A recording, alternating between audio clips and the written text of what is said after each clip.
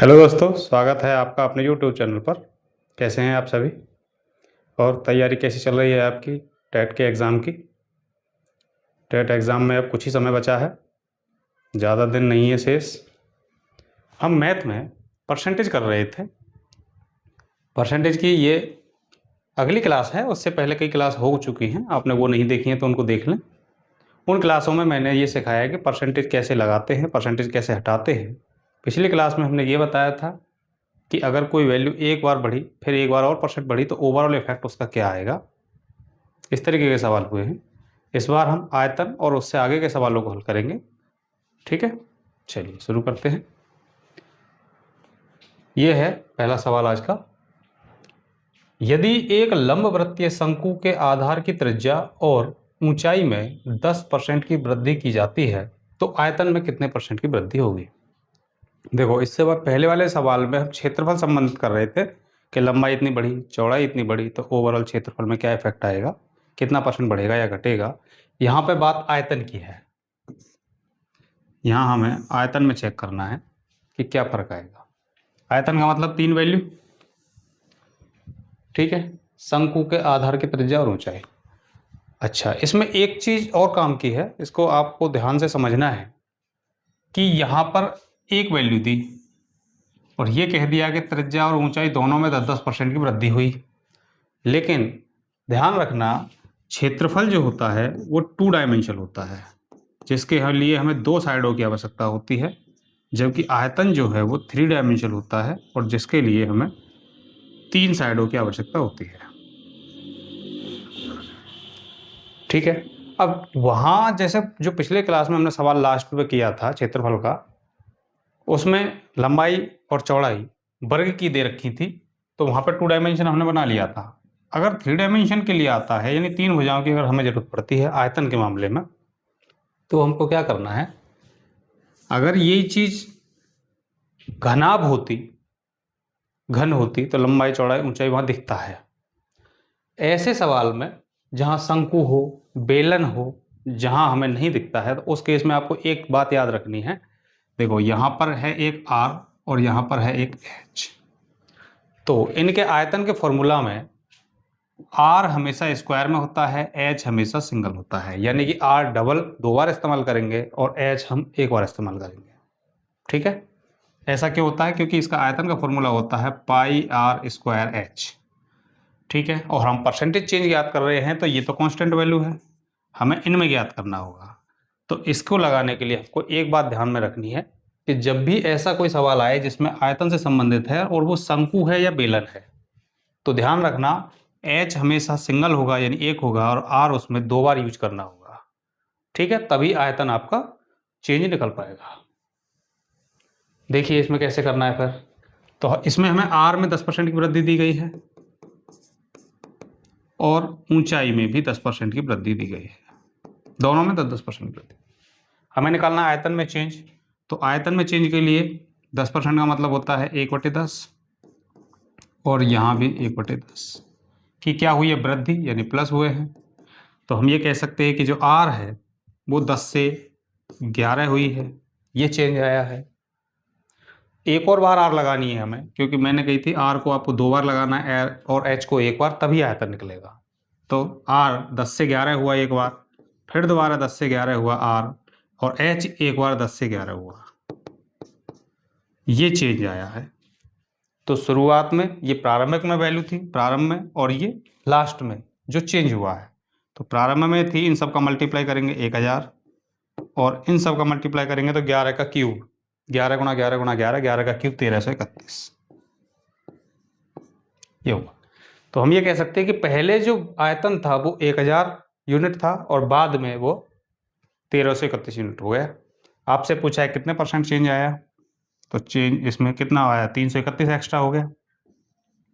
331 बटे 1000 पर into 100, 2 zero से 2 जीरो और 1 से दशमलव लगा देंगे तो 33.1% इसके आयतन में चेंज आ जाएगा। ये हमारा आंसर हो जाएगा, ऑप्शन नंबर ए, 33.1%। ठीक है, समझ आ गया होगा सवाल।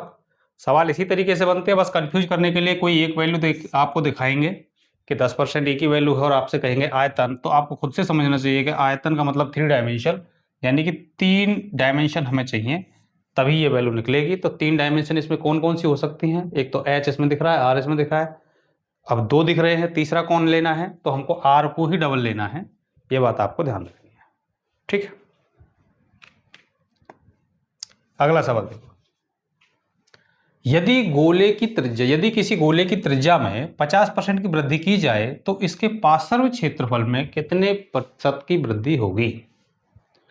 आपको ध्यान रखना है कि पूछा क्या है। जैसे इससे जस्ट पहले सवाल में पूछा था आयतन, और पिछली क्लास का जो लास्ट क्वेश्चन था उसमें भी पूछा था क्षेत्रफल, और यहां भी पूछा है पृष्ठ क्षेत्रफल, पार्श्व क्षेत्रफल। यहां आयतन नहीं पूछा है, क्षेत्रफल पूछा है। तो मैंने अभी थोड़ी देर पहले समझाया था कि क्षेत्रफल मतलब 2 डायमेंशन, यानी कि हमें 2 भुजाएं 2 डायमेंशन की जरूरत होती है, और वॉल्यूम अगर हो, आयतन हो, तो 3 डायमेंशन की जरूरत होती है। यहाँ क्षेत्रफल है तो 2 डायमेंशन, यानी आर को ही हमें कितनी बार इस्तेमाल करना पड़ेगा? 2 बार। क्षेत्रफल है इसलिए। तो 50% का मतलब 1/2, यानी कि कोई वैल्यू 2 से बढ़कर 3 हुई, वृद्धि हुई है, पहला अनुपात। दूसरा अनुपात दोबारा से फिर से वही 2 से बढ़कर 3 हुआ है, फाइनल चेंज क्या हुआ है? ये 2 दूनी 4 हुआ, ये 9 हुआ, 4 से बढ़कर 9 हो गई कोई वैल्यू, यानी कितनी बढ़ गई? 5। कितने पर बढ़ी? 4 पर। परसेंटेज अगर हमें बनाना है तो 100 से मल्टीप्लाई, 25 चौक 100, 25 पंजे 125, तो 125% ये हमारा आंसर हो जाएगा, ऑप्शन नंबर सी। ये हम रेशियो से बता रहे हैं, समझ गए? इससे पिछली क्लास में हमने फॉर्मूले से बताया था कि फर्स्ट परसेंट यानी ओवरऑल इफेक्ट के लिए क्या बताया था हमने? ओवरऑल परसेंटेज चेंज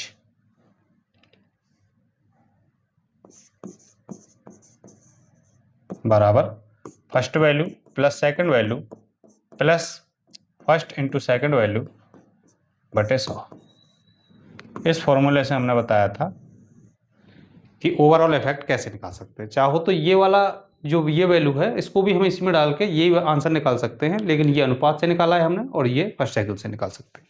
दोनों को लगाना आसान है, किसी से भी लगा सकते हैं। इससे मैं बता दूं आपको, जो वैल्यू है वो 50 है, प्लस सेकंड वैल्यू भी हमने 50 इस्तेमाल करी है, प्लस फर्स्ट इंटू सेकंड यानी कि 50 इंटू 50 बटे 100। 1 0 से 1 0, ये दोनों जीरो कट गई, 50 25, ये आ गया आपका 50 50 100, और ये आ गया 25, तो ये आया 125%। इससे भी हम ये आंसर निकाल सकते हैं, समझ गए? यह परसेंटेज आसान है तो आप कोई सी वैल्यू यूज कर सकते हैं, लेकिन अगर यह परसेंटेज टेढ़ी मेढ़ी होती कोई भी, जैसे कि 12.5% या 6 से 1/4%, तो आप उस केस में ये नहीं लगा पाते, आपको सवाल इससे हल करना होता है।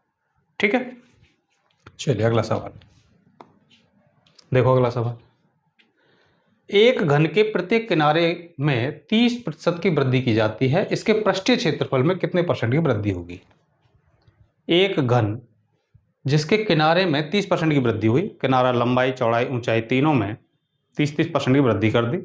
आपसे पूछा है कि इसके पृष्ठीय क्षेत्रफल में क्या वृद्धि हुई, आयतन में नहीं पूछा है, ध्यान रखना। आयतन में पूछता तो हम 3 डायमेंशन यूज करते, यहाँ कहा है पृष्ठीय क्षेत्रफल।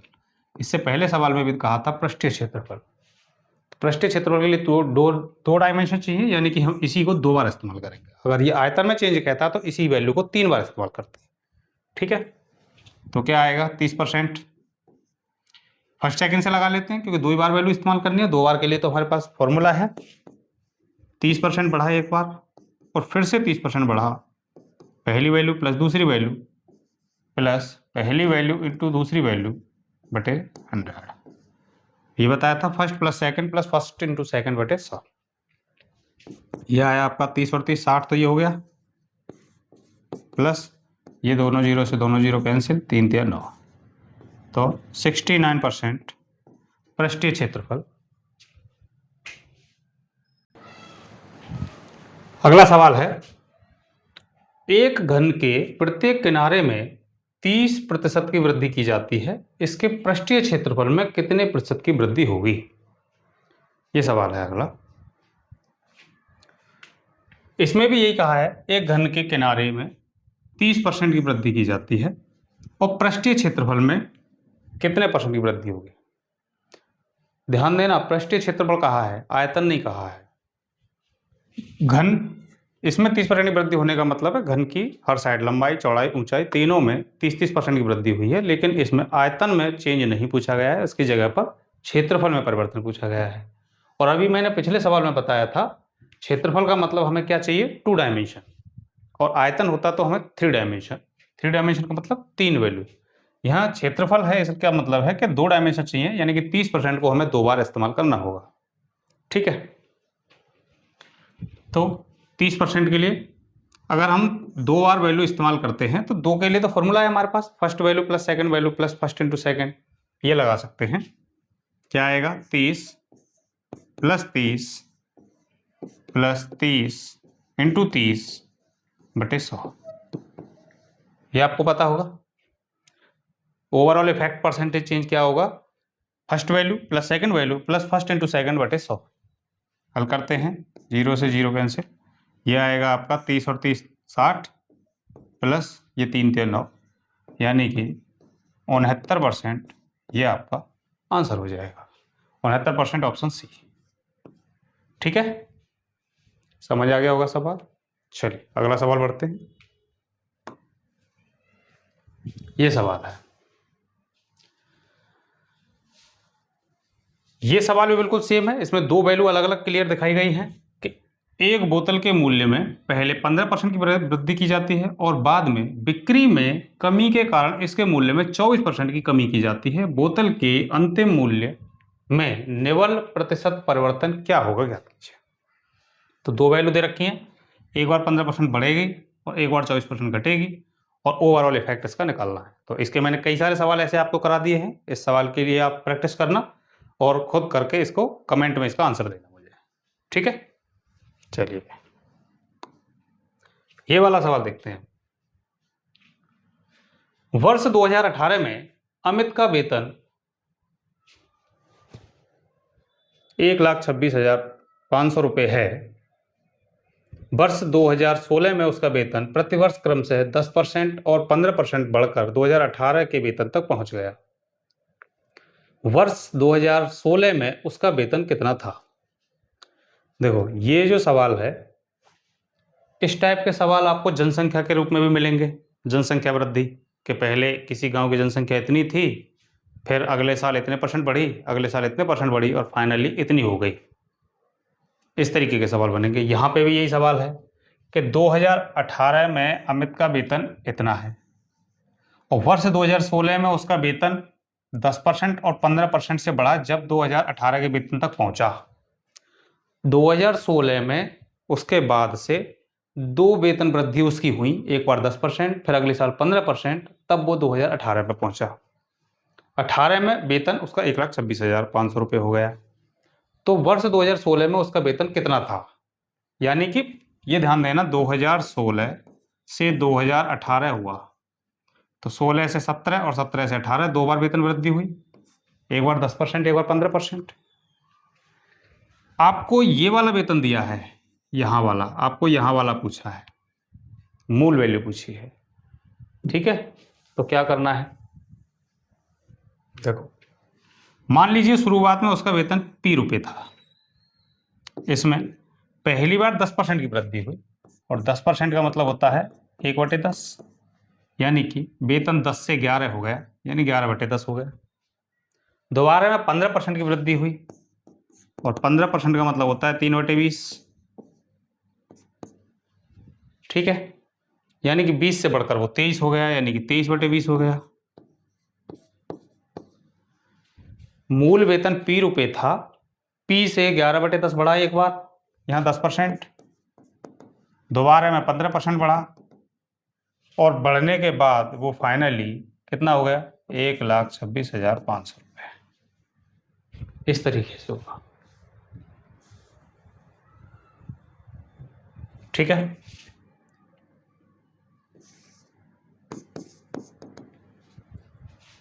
क्लियर। अब इसको सॉल्व कर लेते हैं। बताओ भाई, 11 से काटे इसको, 11 एकम 11 16, 11 एकम 11 5, 11 पंजे 55, डबल 23 से काट सकते हैं, 23 पंजे 115 500।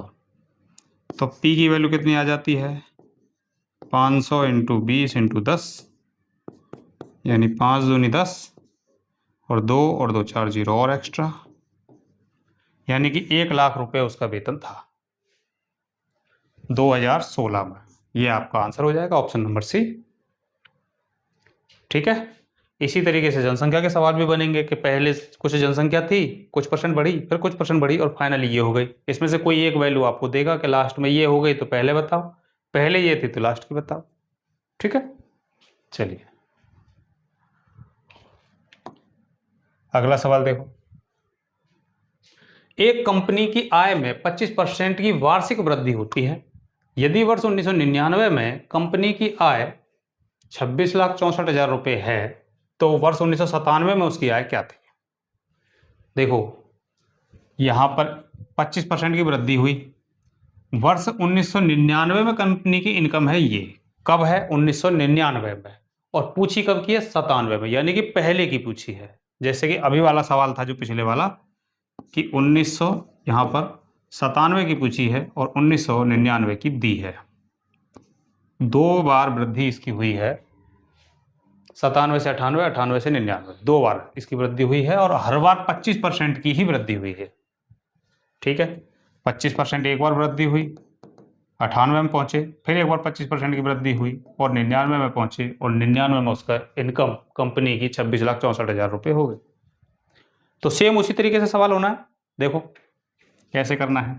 मान लो शुरुआत में उसकी जो आय थी वो पी थी और पी पर 25% की वृद्धि हुई। 25% की फ्रैक्शन वैल्यू कितनी होती है? 1/4। नहीं तो मैंने पिछली क्लास में बताया था क्या करना है, परसेंटेज हटाने के लिए बटे 100 करना है और काट देना है। तो यानी कि 4 से बढ़कर 1 5 हो गई एक साल में। अगली साल फिर से वही 25% की वृद्धि मिली, फिर से 5/4 हो गई और फाइनली उसकी जो आय है वो हो गई आपकी 26,64,000 रुपये। ठीक है, सॉल्व कर लेते हैं। इसको काटें, 25 से काटें, 25 से कम 25, 1 0 नहीं जाएगा, 25 छिक्की 150, 14, 25 पंजे 125, ये 25 से कम 25 0 और ये आपका हो गया 164, 25 छिक्की 150, फिर 14 बचे 140, 25 पंजे 125, 15 बचे, 25 छिक्की 150 और 1 0, ये कर लिया। तो पी की वैल्यू क्या आ जाएगी? इसमें मल्टीप्लाई हो जाएगा 4 से, 4 चौक 16 से मल्टीप्लाई करना है। अब क्या करना है? देखो जीरो तो यहाँ है ही, 16 का मल्टीप्लाई यदि हम इसमें करते हैं तो 16 छिक्की 96, लास्ट में आता है 6। तो ऐसा कोई ऑप्शन देखिए जिसमें लास्ट में 60 आता है, और 60 देखो इसमें भी नहीं है, इसमें नहीं है, इसमें नहीं है, एक ही में है। यही हमारा आंसर हो जाएगा। ठीक है, ऑप्शन नंबर ए। मेन तरीका है आपका ये समझने का कि सवाल में दिया किस तरीके से है और पूछा किस तरीके से। ये कंफ्यूज हो जाते हैं कि हमें ये वैल्यू दी है फिर इसके हिसाब से 25% निकालते हैं, फिर 25% निकालते हैं, जबकि आगे का उसमें पूछा नहीं गया, उसमें पहले का पूछा गया है। ठीक, चलिए अगला सवाल। ये सवाल देखो, 2021 में सैम के वेतन में 40% की वृद्धि हुई, परंतु 2022 में मंदी के कारण कंपनी ने लागत में कटौती करना शुरू कर दिया और उसका वेतन 15% कम हो गया। उसके वेतन में निव्वल परिवर्तन कितना था? ये बताना है। 2021 में 40% की वृद्धि, फिर 2022 में 15% की कमी, फाइनल इफेक्ट क्या हुआ, ओवरऑल इफेक्ट क्या बना इन 2 सालों के बाद में? ये तो वही 2 वैल्यू हो गई, फर्स्ट सेकंड वाले से लगा सकते हैं कि पहली वैल्यू जो भी चेंज बढ़ी या घटी, दूसरा चेंज बढ़ी या घटी, और इनटू करके दोनों का ओवरऑल इफेक्ट निकाल सकते हैं। कैसे निकालेंगे? देखो पहले 40%, तो पॉजिटिव 40 बढ़ी, यहाँ वृद्धि है, और वहाँ 15% कम हुई तो -15। ये पहली वैल्यू हुई, ये सेकंड वैल्यू हुई, पहली वैल्यू दूसरी वैल्यू, फिर प्लस और यहाँ पर पहली वैल्यू इंटू दूसरी वैल्यू यानी 40 इंटू 15, लेकिन 15 कैसा है, माइनस का है, इस वजह से यहाँ पर हम माइनस लगाएंगे और बटे में 100। क्लियर, यहाँ पे समझ में आ गया। First value plus second value plus first into second value बटे 100। तो पहली वैल्यू पॉजिटिव थी इसलिए प्लस, दूसरी नेगेटिव थी इसलिए माइनस, और इन दोनों का जब मल्टीप्लाई किया तो बीच में आएगा माइनस। हल करेंगे, ये 40 में से 15 गए तो 25, यहाँ 0 से 0, 15 चौक 60 में 6, 10 से भाग दे देंगे तो कितना आएगा 19%। की 19% कैसा आया है, पॉजिटिव में आया है। 19% पॉजिटिव है, इसका मतलब 19% की वृद्धि हुई है। उसके वेतन में निवल जो चेंज आया है वो 19% की वृद्धि हुई है। ठीक है, अब तो ऐसे सवाल मैंने कई सारे करा दिए हैं, आप उसकी बार बार प्रैक्टिस करें। देखो ये सवाल तो बहुत नॉर्मल सवाल है, बहुत इजी सवाल है, लेकिन ये सवाल 2018 में यूपी टेट में आया हुआ है प्राइमरी में। ठीक है, देखिए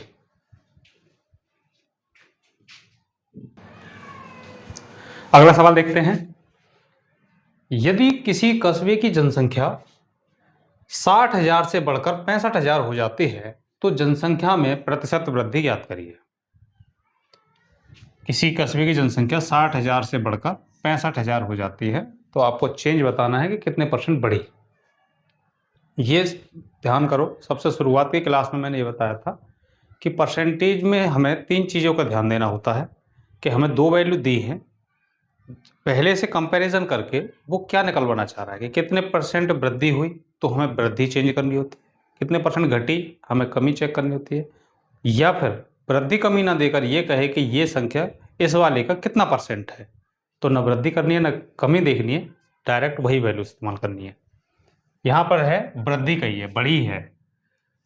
अच्छा, प्रतिशत में ज्ञात करनी है तो हम एक तो सीधा डाटा है तो हम सीधे सीधे इस्तेमाल कर सकते हैं कि कितने बढ़ी है, 5,000, 60,000 से 5,000, 65,000 हो गए। तो 5,000 की जो वृद्धि है वो किस पर हुई है, इससे ही तो बढ़ी है, 60,000 से बढ़ी है। ठीक है, परसेंटेज बनाना है तो 100 से मल्टीप्लाई करते हैं। हल करेंगे, 3 जीरो से ये कैंसिल, ये आपका 12%, 12 पंजे 60, 1/12। आप इसको काटना चाहें तो 4 से काट दें, 4 तिया 12, 25 चौक 100, भाग देंगे तो 8 से ही 1/3%। ये आपका करेक्ट आंसर हो जाएगा, ऑप्शन नंबर सी। ठीक है, समझ आ गया होगा। एक बात मैंने और समझाई थी कि अगर आपको परसेंटेज वैल्यू चाहिए तो आपको एग्जैक्ट डाटा की बिल्कुल ज़रूरत नहीं है, आप क्या कर सकते हैं, उसका रेशियो ले सकते हैं और रेशियो बना के भी यही काम आप कर सकते हैं। जैसे यहाँ पे है 60,000 और यहाँ पे ये वैल्यू हो गई है 65,000, तो 3 जीरो से 3 जीरो आप काट के आप यहाँ काट सकते हैं। ये आप काटे 5 से, 12 पंजे 60 और ये 13 पंजे 65, तो यहाँ पर वृद्धि हुई 1 की 12 पर, तो वही 1/12 आ गया ना, जो भी आया था 1/12, 1/12 इंटू 100। हल करेंगे तो वही आ जाएगा, 8 सही 1/3%। क्लियर, तो आप ऐसे भी निकाल सकते हैं, ऐसे भी निकाल सकते हैं, अगर सीधा डाटा है तो ऐसे, नहीं तो रेशियो निकाल सकते हैं। ठीक है, चलिए अगला सवाल देखते हैं। नेक्स्ट सवाल, ये जनसंख्या पर आधारित सवाल है और मैंने अभी थोड़ी देर पहले बताया था जिसमें किसी भी चीज़ की कीमत बढ़ी थी, कंपनी की आय बढ़ी थी। यहाँ पर जनसंख्या के रूप में वही सवाल आएगा कि जनसंख्या इतनी थी, इतनी बढ़ी, फिर इतनी बढ़ी। ठीक है, एक गांव की जनसंख्या प्रतिवर्ष 5% बढ़ जाती है यदि वर्तमान में उस गांव की जनसंख्या 4410 है तो 2 वर्ष पूर्व उसकी जनसंख्या कितनी थी। 2 वर्ष पहले की पूछा है, बाद की दी है, ध्यान रखना, ये और ये में ये बाद वाली वैल्यू दी है, ये हमको निकालनी है। तो हम इसको मान लेते हैं कि इसकी पॉपुलेशन पहले पी थी और उसमें 5% की वृद्धि हुई। 5% की फ्रैक्शन वैल्यू क्या होती है, 1/20। कैसे निकालते हैं, इसको बटे में 100 करेंगे परसेंट हटाने के लिए और काट देंगे, आ जाएगा 1/20। तो 20 से 1 बढ़कर कितनी हो गई, 21/20। और ये काम कब हुआ है, कितने साल तक हुआ, 2 वर्ष। 2 वर्ष पहले का मामला पूछा है, तो एक बार 21/20, फिर एक बार 21/20 और फाइनल में वो संख्या हो गई है 4410। क्लियर, समझ में आ गई ये बात। पहले 2 साल पहले कोई जनसंख्या इसकी रही होगी, इस जनसंख्या का 5% बढ़ा, फिर 5% बढ़ा और ये संख्या इतनी हो गई। इससे निकाल सकते हैं आराम से। 21 × 21 441 होते हैं और 441 से पूरा 441 कैंसिल, तो P बराबर ये आ जाएगा 2 दूनी 4, उधर पहुंचेंगे तो 1 2 और 1 3 0, 4000, और यही आपका आंसर हो जाएगा, ऑप्शन नंबर डी। और ये सवाल 2 बार पूछा गया है, 2017 में और 2022 में जूनियर में, यूपी टेट जूनियर के एग्जाम में पूछा गया है। ठीक है, चलिए अगला सवाल देखते हैं। ये देखो, यदि पेट्रोल की कीमत 25% की दर से बढ़ जाती है परंतु पेट्रोल पर खर्च न बढ़े, तब इसके लिए यात्रा में कटौती कितनी करनी पड़ेगी। देखो, इससे पहले क्लास में मैंने क्षेत्रफल के ऊपर एक बात बताई थी कि जैसे क्षेत्रफल है, एरिया, वो होता है लंबाई इंटू चौड़ाई। हम चाहते हैं कि क्षेत्रफल में कोई परिवर्तन ना आए, क्षेत्र उतना है उतना ही रहे। तो अगर लंबाई को बढ़ाया है तो चौड़ाई उसी का विपरीत रेशियो लेकर घट जाएगी, और रेशियो जो आएगा वो इसका उल्टा आएगा, इसका रेशियो इसका उल्टा आएगा। अगर हमें लंबाई का अनुपात दे रखा है तो चौड़ाई का ज्ञात करने के लिए उसका उल्टा कर देंगे, और चौड़ाई का दे रखा है तो लंबाई का ज्ञात करने के लिए उसका उल्टा कर देंगे, क्योंकि हमें सामने वाला सेम चाहिए, इसमें कोई बढ़ोतरी या घटौती हमें नहीं चाहिए। सेम यहाँ पर भी है। ये कह रहे हैं कि पेट्रोल की कीमत बढ़ी और यहाँ इसकी खपत कम करनी पड़ी है, हमें कम खर्च करना है क्योंकि कीमत बढ़ गई है। तो सेम यहाँ पर भी क्या है, जो खर्च है वो होता है कीमत इंटू खपत।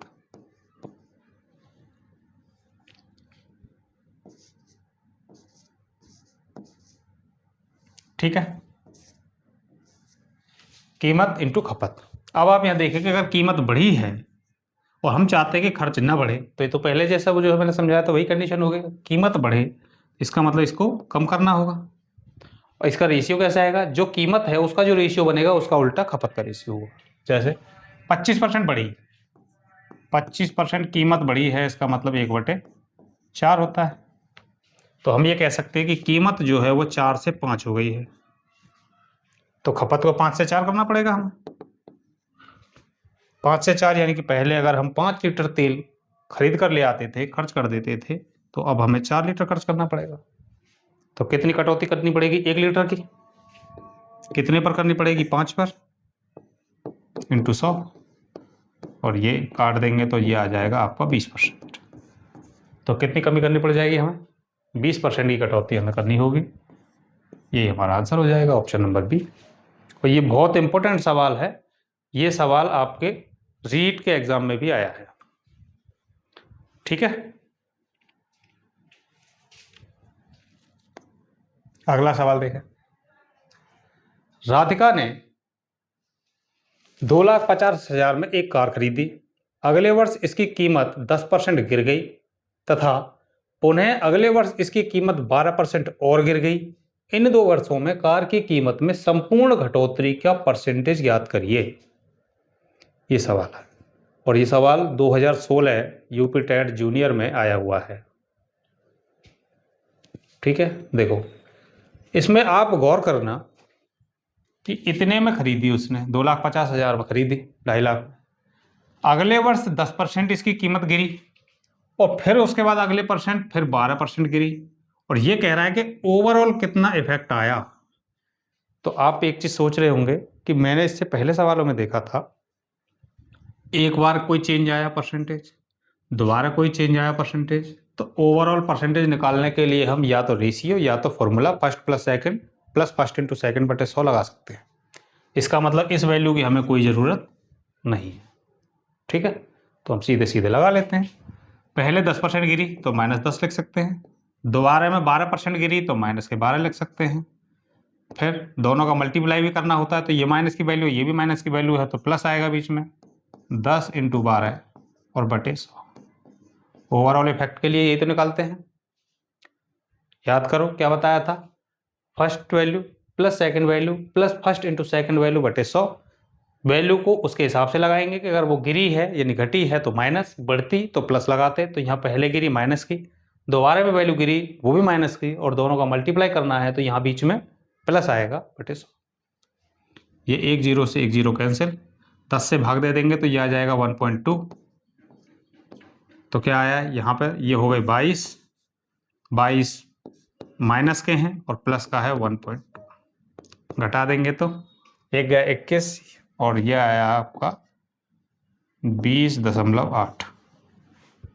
ये आ जाएगा आपका 20.8%। ऑप्शन नंबर सी ये हमारा सही उत्तर हो जाएगा। ठीक है भाई, समझ तो आ रहे हैं सवाल आपको? चलिए बहुत बढ़िया। चलिए ये सवाल देखो आगे, ये बहुत बढ़िया इंपॉर्टेंट सवाल है। एक स्कूल में लड़के और लड़कियों की संख्या का अनुपात 3:4 है। ये मोस्ट इंपॉर्टेंट सवाल है, ऐसा सवाल आपके एग्जाम में देखने को मिल सकता है। एक स्कूल में लड़के और लड़कियों की संख्या का अनुपात 3:4 है। यदि लड़कों की संख्या में 10% की वृद्धि होती है और लड़कियों की संख्या में 15% की वृद्धि होती है तो लड़कों की संख्या और लड़कियों की संख्या का नया अनुपात क्या बनेगा? देखिए, पहले से ही किसी कॉलेज में, किसी स्कूल में लड़के लड़कियों का एक रेशियो दे रखा है, उसमें कुछ लड़के और आ जाते हैं तो कुछ परसेंट वृद्धि होती है, कुछ लड़कियां और आती हैं तो कुछ परसेंट लड़कियों में भी वृद्धि होती है। वृद्धि होने के बाद फिर से रेशियो निकाला जाए तो नया रेशियो क्या बनेगा लड़के लड़के, ये सवाल है। तो क्या रेशियो आपको दिया है बॉय और गर्ल का? लड़के और लड़कियों का अनुपात है 3:4। ठीक है, आपको क्या करना है, ये अनुपात ही तो है। अनुपात का मतलब ये कुछ वैल्यू काट कर तब बचाया गया है। हम क्या करें, इसको आसान बनाने के लिए अपनी ओर से कुछ जीरो लगा देते हैं इसमें ताकि आसानी रहे। तो हम मान लेते हैं कि लड़के 300 हैं, 2 जीरो लगा दी, इसमें भी लगा दी 2 जीरो, तो ये लड़के 400 हैं। ठीक है, अब इसमें कहा गया है कि लड़के 10% बढ़े, इसका 10% बढ़ाना है, इसका 10%। 300 का 10% होता है 30, तो ये 30 बढ़े। निकालना चाहें आप यहाँ निकाल सकते हैं। 300 का 10%, प्रतिशत काटेंगे नीचे 100, ये 2 जीरो कैंसिल, क्या आया 30। तो 30 बढ़े, 30 बढ़े तो ये हो गए 330। ठीक है, रेशियो। अब लड़कियां जो हैं वो 15% बढ़ी, अब इसका 15% निकालिए। 400 का 15%, 400 का 15% कैसे निकालेंगे? 15/100, तो जीरो काट कर 15 चौक 60। कितनी बढ़ी है? 60।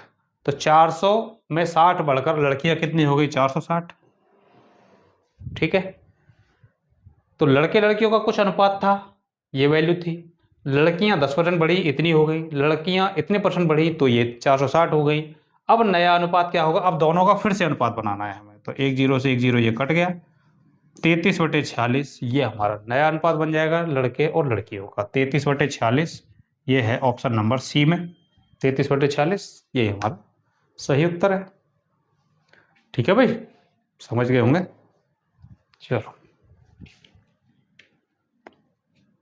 नेक्स्ट सवाल देखो। एक विद्यालय के विद्यार्थियों की संख्या में 60% लड़के हैं, बाकी लड़कियां हैं। यदि परीक्षा में 20% लड़के अनुत्तीर्ण हो जाते हैं यानी फेल हो जाते हैं और 65% लड़कियां उत्तीर्ण हो जाती हैं यानी पास हो जाती हैं, तो उत्तीर्ण होने वाले परीक्षार्थियों की कुल संख्या का परसेंटेज ज्ञात कीजिए। ओवरऑल पासिंग परसेंटेज हमसे पूछा है। तो देखो यहां ध्यान देना, मैंने बताया था कि कोई भी चीज अपने आप में पहले से 100% होती है। तो ये मान के चलते कि पहले से उस क्लास में 100% बच्चे हैं और 100% बच्चे हैं और उनमें कहा है कि 60% तो लड़के ही हैं। अगर 100% में से 60% लड़के हैं तो इसका मतलब लड़कियां कितनी बची हैं? 40%। तो हम ये कह सकते हैं कि बॉय और गर्ल, बॉय अगर 60% है तो गर्ल लड़कियां 40% है। ठीक है, अगर हम इनको रेशियो बनाए काट के तो 0 और परसेंट, 0% कट गया, यहाँ पे काट देते हैं। 2 3 6, 2 दूनी 4, तो कितना आया? 3:2। तो हम ये कह सकते हैं कि लड़के और लड़कियों का जो अनुपात है वो है 3:2। ठीक है, इससे निकाल लिए 60% से। अब क्या कहा है? परीक्षा में 20% लड़के फेल हुए और 65% लड़कियां पास हुई। ध्यान देना, ये तो फेल का परसेंट है, ये पास का परसेंट है, और आपसे पूछा है उत्तीर्ण होने वाले टोटल विद्यार्थी, यानी पास का परसेंट पूछा है। तो अगर हमें पास का परसेंट पूछा है तो हम सारी वैल्यू पास की लगाएंगे। तो इसकी पास की वैल्यू क्या आएगी? अगर 20% लड़के फेल हुए हैं तो पास कितने हुए हैं? 80%। क्लियर यहां पर? बी जो है यानी बॉय जो है वो 20% अगर फेल हुए हैं तो पास कितने हुए हैं? 80%। पास क्यों लगा रहे हैं? क्योंकि वो पास का ही परसेंटेज पूछ रहे हैं हमसे। लड़कियां 65% पास हुई हैं, तो ये तो ऑलरेडी पास की वैल्यू दे रखी है हमें, ये हुई। तो 80% लड़के और 65% लड़कियां पास हुई हैं। आपको ओवरऑल निकालना है। ओवरऑल निकालने के कई तरीके हैं। आप क्या करें, इसको ऐसा बना लें, दो जगह तोड़ लें इसको। 65%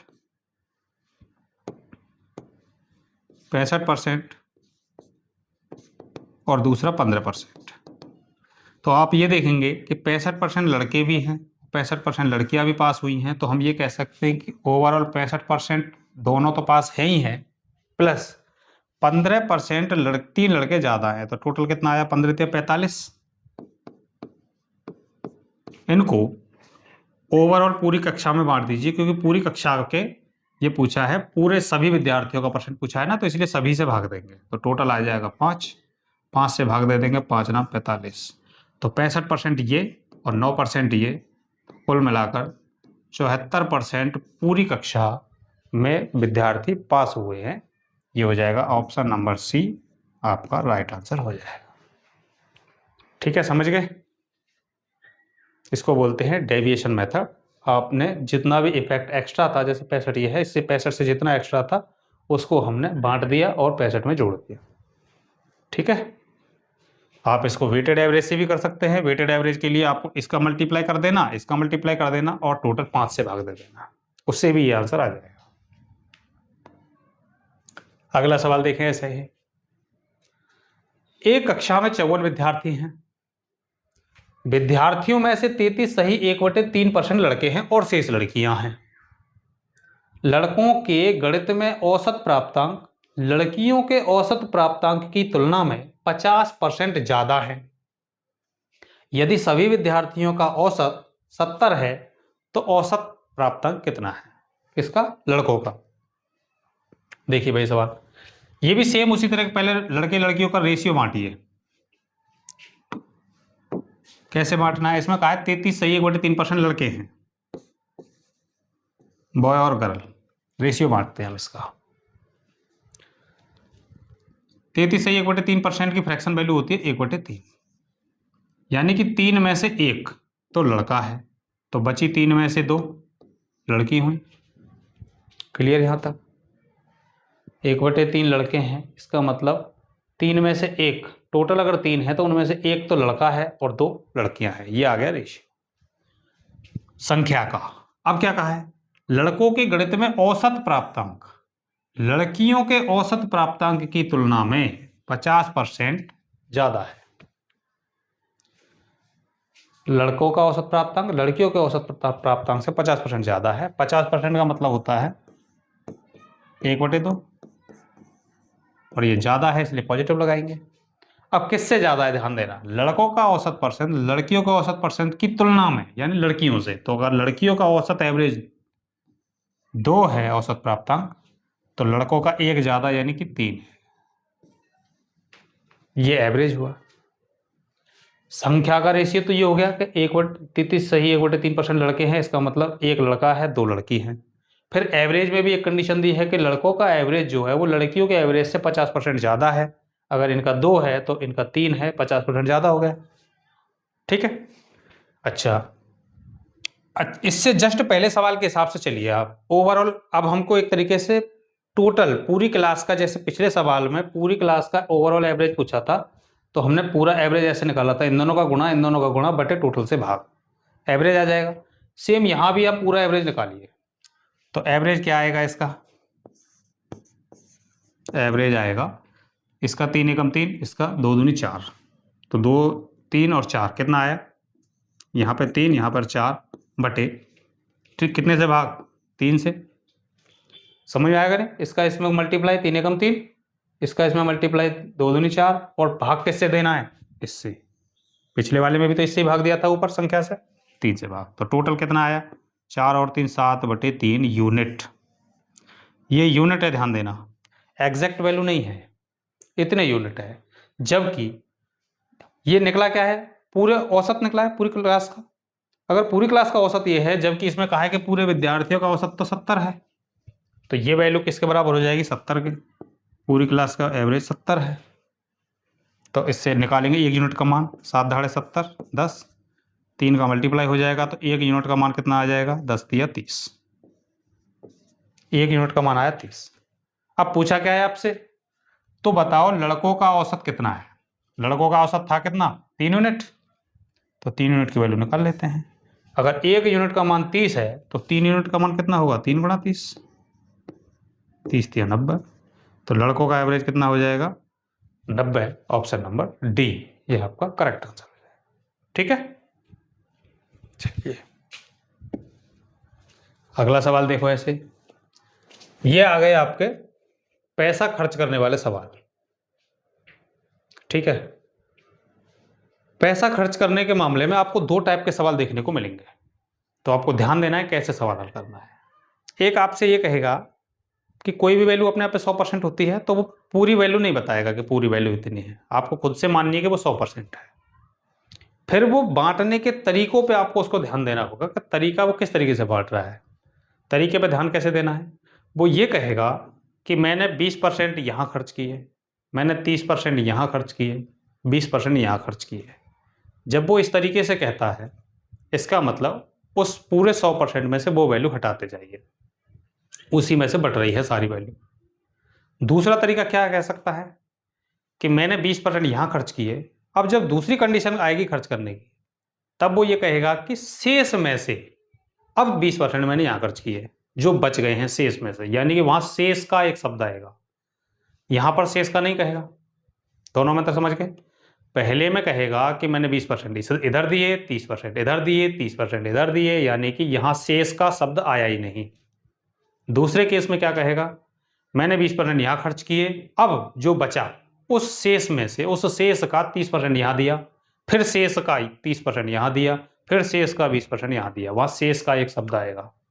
इस 2 टाइप के सवाल यहां बनते हैं, तो ध्यान देना कैसे करना है। देखो, रिकी अपने वेतन का 35% किराने के सामान पर खर्च करता है, 15% ऋण पर, 14% बिजली पर और 6% अन्य खर्चों पर खर्च करता है, अन्य पर खर्च करता है।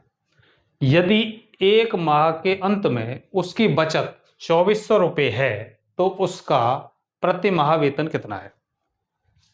समझ गए? मैंने अभी जो बात बताई थी उसको ध्यान से देखिए।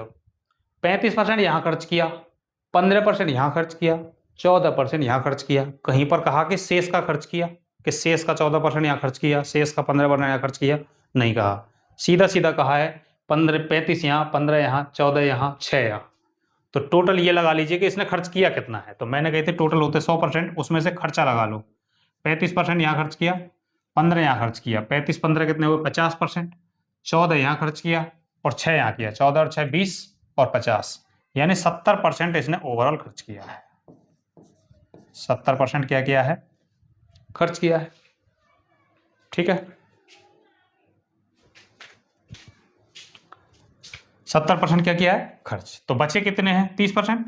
अभी मैंने बताई थी 100% पूरी वैल्यू होती है उसकी, और उसमें से 70% अगर खर्च कर दिया तो 30% बचा, ये बचत है उसकी। जबकि सवाल में कहा है कि माह के अंत में उसकी बचत जो है वो 2400 रुपये होती है, जबकि बचत होती है 30%। तो 30% की वैल्यू ही किसके बराबर है? 2400 रुपये के। तो 1% की वैल्यू निकाल लेते हैं, 0 3 8 24 यानी 80। आपसे पूछा क्या है? प्रति माह वेतन यानी 100%। 2 जीरो इधर मिला लीजिए, 2 जीरो इधर मिला दीजिए, 8000 रुपये।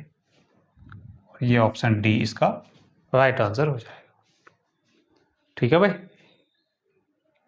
चलिए